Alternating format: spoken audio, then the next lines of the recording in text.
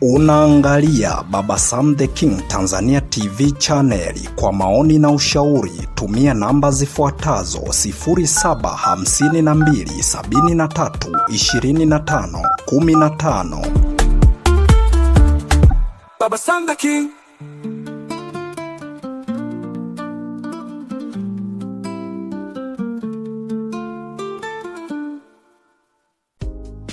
Uhali gani mpenzi msikilizaji wa simulizi za sauti, karibu tena katika simulizi zetu za sauti ambazo umezoea kuzipata hapa.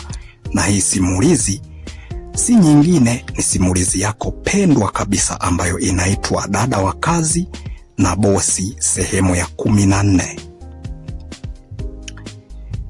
Kwenye upande wa YouTube channel tunaitwa Baba Sam the King Tanzania TV channel.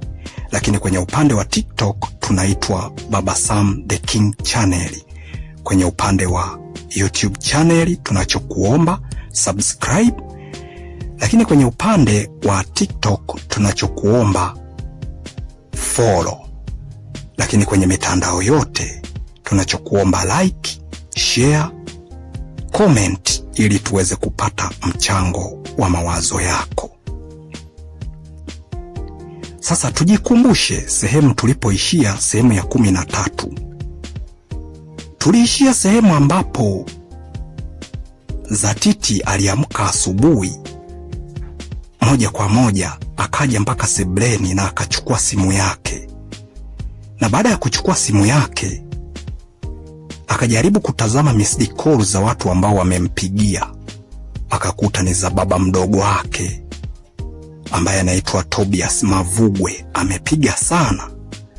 Alijiraumu kwa nini hakwenda na simu kule chumbani wakati anafukuzwa. Lakini asilimia kubwa hilo hakuliwaza sana, hakuwaza missed call za babake mdogo.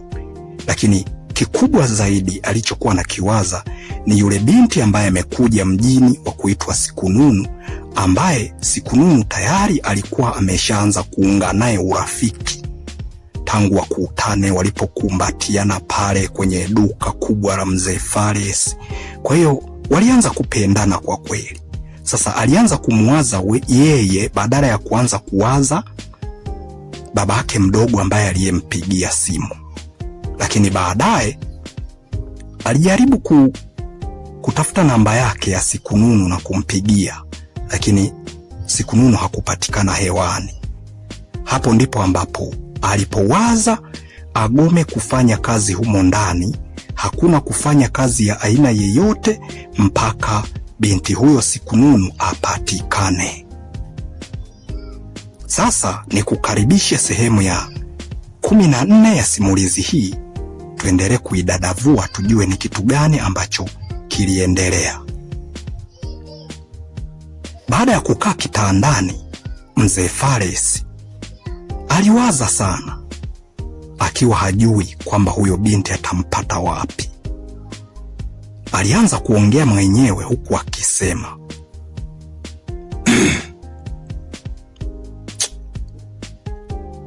nimefanya vitu ambavyo siwezi kujua kama endapo vitakuja kuniletea manufaa. Hapa mimi najua tu ni lazima pesa nyingi sana nitapoteza. Kwanza kumtafuta tena huyo binti mpaka nimpate. Mbona hapa kuna kazi?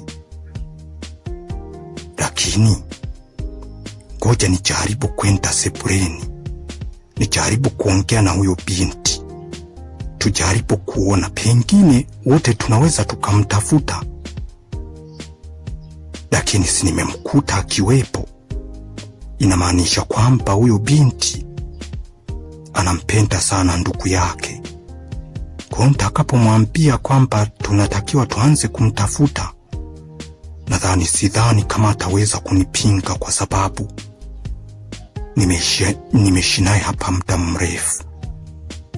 Sasa kianza kugoma tena, nitamwagiza nani aende kijijini kwenda kunitafutia binti mwingine kwa ajili ya kazi? Mbona nimekuja alafu nataka kujiharibia mwenyewe? huyu binti nimekaa naye miaka 3 yote, kwa nini nataka kujiharibia jamani? Nimefanya jambo la kipuzi kweli. Sasa ubaya na wao hawakuniambia kama endapo ni ndugu yake.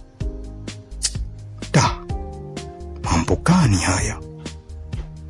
Hebu ngoja kwanza nijaribu nione kuna nini. Baada ya kuwaza mawazo hayo, basi alisimama huku anapumua kwa kasi. Anapandisha pumzi na kushusha, akiwa hajui ni kitu gani anaweza kukifanya mpaka huyo binti aweze kumpata. Alichokifanya, moja kwa moja alitoka mpaka pale sebleni, akamuita Zatiti, akagoma. Zatiti alikuwa amekaa chumbani kwake, lakini mlango alikuwa ameufungua. Hapo ndipo ambapo walianza kuzungumza hapo hapo mlangoni kwa Zatiti, kwenye chumba cha Zatiti. Akaanza kuzungumza naye huku akisema, sasa sikiliza Zatiti, nimekuja hapa, naomba sasa tufanye umoja, mimi na wewe tuanze kumtafuta huyo ndugu yako ili tuweze kumpata. Au wewe unasemaje?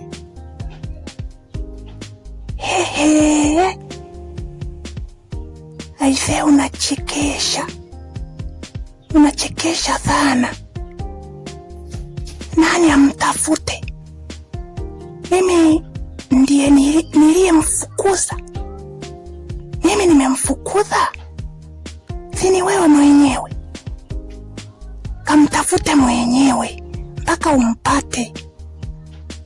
Yule ni ndugu yangu, ni mama yangu mdogo, ni mchumba wake na baba mdogo Tobias. Sasa wewe umejifanya unafukuza, umefukuza bila hata kunijulisha kwamba nikuambie ni nani. Tafuta mwenyewe mpaka utakapompata, mimi sihusiki. Sawa? Lakini sasa ndo uje ufanye angalau hata kazi, umsaidie dada yako hapa. Sasa mwanangu, kigoma, kazi hizi zitafanywa na nani? Sijui. Si umeamua kufukuza ndugu yangu? Fanyeni wenyewe. Mimi naombeni mshahara wangu niondoke. Inavyoonekana dada atakapoondoka hapa, nikabaki mimi na wewe, utanifanyia hujuma ya kutaka kunibaka. Mbona umefika mbali sasa mwanangu? Inakuwaje? Sijafika mbali, bado niko karibu. Huwezi kumfukuza ndugu yangu alafu mimi nikakaa kimya. Mtafute mwenyewe mpaka umpate, nitafanya kazi. Lakini kama hujampata, mimi maswala ya kazi msiniambie. Sawa?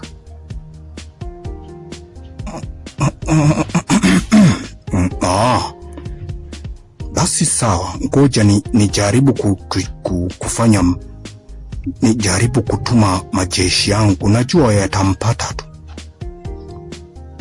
Aya, ndiyo ufanye hivyo.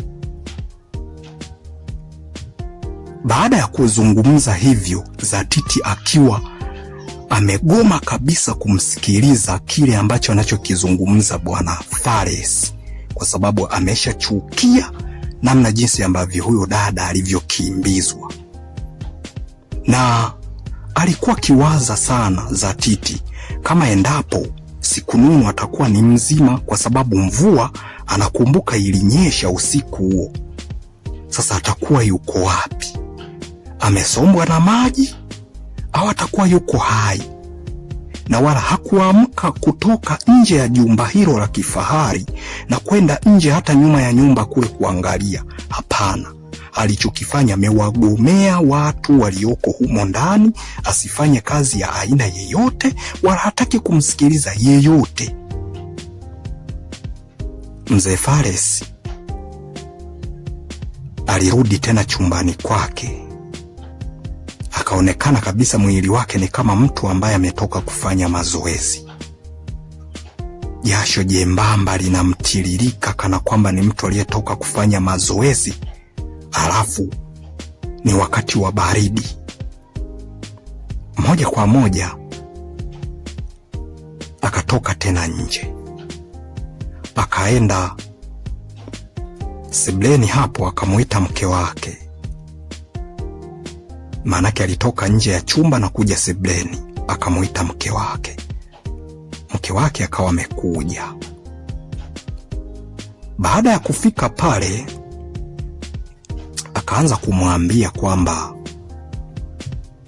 achukue shilingi 150,000 ampatie Zatiti, angalau afanyie fedha kazi za humo ndani, kwa sababu chai hakuna mtu aliyepika, na Suzi anamsumbua sana mama yake, akimwambia, yani mama Suzi akimwambia Zatiti amchukue mtoto hataki. Yani yupo tu, yani kama mtu ambaye hajaja kufanya kazi katika nyumba hiyo. Alichanganyikiwa sana Mzee Fares. Alipomwambia mke wake ajaribu kutoa 150,000 kumpelekea Zatiti angalau afanyie kazi kwa siku hiyo. Baada ya kufikisha pale chumbani kwa Zatiti, akapiga magoti mwanamke huyu Fitina Cosmas, ambaye ndiye mama Suzi. Akampigia magoti Zatiti na kumuomba afanye kazi za ndani ya nyumba kwa siku hiyo kwa shilingi 150,000. Lakini huwezi amini mpenzi msikilizaji, Zatiti alizikataa hizo fedha. Je, wewe mwanamke unayosikiliza simulizi hii, ungekuwa ni wewe, pesa ungeweza kuikataa? Kwa wanawake wa siku hizi mnavyopenda pesa, unaweza ukaikataa pesa kweli? 150,000 uifanyie kwa siku hiyo moja, wakati wanaendelea kumsaka ndugu yako, ungeweza? Haya, tunaendelea. Alimpatia hiyo pesa, akamwambia afanye kazi kwa siku hiyo, wakati Mzee Fares anaendelea kumtafuta ndugu yake ambaye ni Sikununu. Lakini alikataa kabisa. Alichomjibu, alimwambia kwamba hawezi kufanyia kazi pesa haina uhai kama wa binadamu. Kwa hiyo Sikununu ana thamani kubwa sana kuliko hata hiyo pesa. Hata kama wakimpa milioni 10 wakamfungulia akaunti wanamuingizia afanye kazi kwa wakati huo, kwa siku hiyo moja, hata kubali, atafanya kazi kwa umoja na mshikamano pale atakapomuona Sikununu ameingia humo ndani. Aligoma kabisa Zatiti. Moja kwa moja mama Suzi alitoka nje ya hicho chumba na kuja sebleni, akamwambia mume wake kwamba Zatiti 150,000 amekataa, na amesema hata kama wangempa mamilioni na kumfungulia benki ayafanyie kwa kazi kwa siku hiyo moja, hawezi kukubali, kwa sababu Sikununu ana thamani kuliko pesa. Mzee aliumbisha kichwa, alijikunja kwenye sofa, yaani akawa kama mtu ambaye hajielewi. Yaani hapo anapiga tathmini, huyo binti anampata wapi ambapo anapoweza kwenda na kumpata huyo binti, hali ya kwamba alimtoa nje kwa kumpiga na akampeleka moja kwa moja mpaka nyuma ya nyumba huko, akamkimbizia huko. Sasa hakurudi kumwangalia, aliingia tu ndani na kuanza kumfokea mke wake Mama Suzi, na hatimaye akaenda moja kwa moja kulala. Na hapo Zatiti aliogopa na yeye asija kalambwa viboko vya plug ya redio, akaamua kuingia kule ndani mpaka kasahau na simu sebleni, akaingia ndani ya chumba chake na kujifungia. Sasa ameamka asubuhi, ndo huyo anaanza kuwadai, anamtaka Sikununu. Sasa wanafanyaje hapo? Ndiyo maana alikuwa na waza, lakini akili nyingine ilimtuma aende kwenye vyombo vya habari ambavyo vinapatikana hapo mjini Mzayuni, vyote aende akalipie, wamtengenezee tangazo la kuweza kutangaza ili wamtafute Sikununu popote pale alipo, na aweke dau la zawadi nono kwa yule ambaye atakayempata Sikununu. Hapo ndipo ambapo alimwambia mke wake hilo wazo.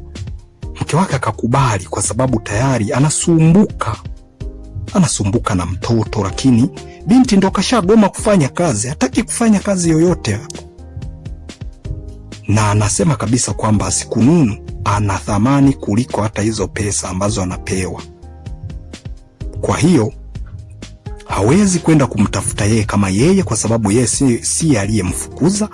Wanatakiwa waende kumtafuta waliomfukuza, na kazi za humo ndani hafanyi. Sasa hapo mke wake baada ya kukubali Fitina Cosmas au Mama Suzi, moja kwa moja Mzee Fares alitoka nje na kuanza kuwasiliana na waandishi wa habari wa vituo mbalimbali vya hapo mjini Mzayuni. Mpenzi msikilizaji wa Simulizi za Sauti, sehemu ya 14 ya simulizi yetu inayoitwa Dada wa Kazi na Bosi imeishia hapa.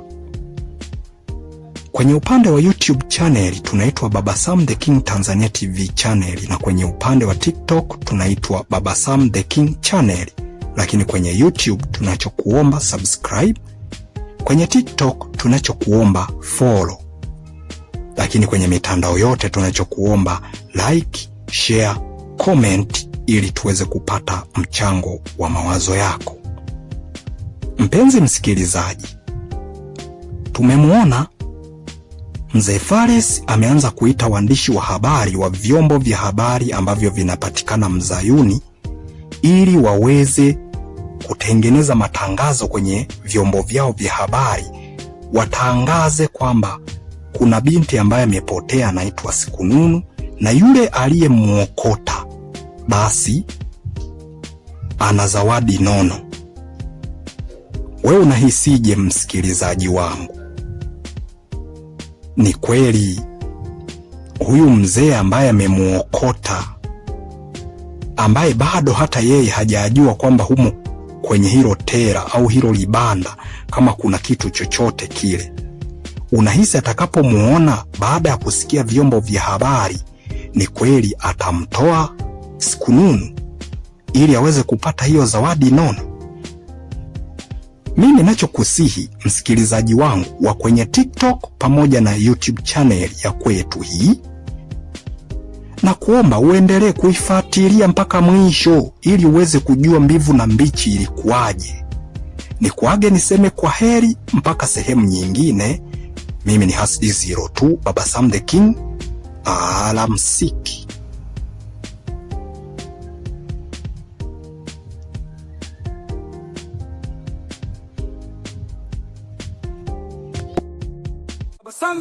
Unaangalia Baba Sam the King Tanzania TV channel. Kwa maoni na ushauri tumia namba zifuatazo: 0752732515. Baba Sam the King.